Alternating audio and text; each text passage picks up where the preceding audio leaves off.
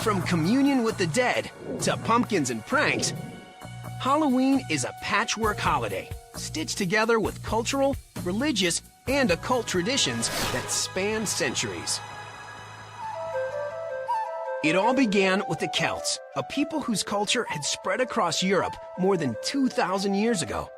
October 31st was the day they celebrated the end of the harvest season in a festival called Samhain. That night also marked the Celtic New Year and was considered a time between years, a magical time when the ghost of the dead walked the earth.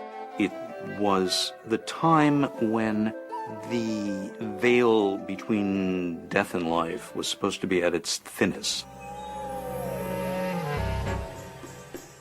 On Samhain, the villagers gathered and lit huge bonfires to drive the dead back to the spirit world and keep them away from the living. But as the Catholic Church's influence grew in Europe, it frowned on the pagan rituals like Samhain. In the 7th century, the Vatican began to merge it with a church-sanctioned holiday. So November 1st was designated All Saints' Day to honor martyrs and the deceased faithful. Both of these holidays had to do with the afterlife and about survival after death. It was a calculated move on the part of the church to bring more people into the fold. All Saints' Day was known then as Hallowmas. Hallow means holy or saintly, so the translation is roughly Mass of the Saints.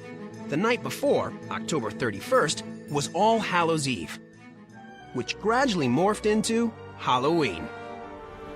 The holiday came to America with the wave of Irish immigrants during the potato famine of the 1840s. They brought several of their holiday customs with them, including bobbing for apples and playing tricks on neighbors, like removing gates from the front of houses.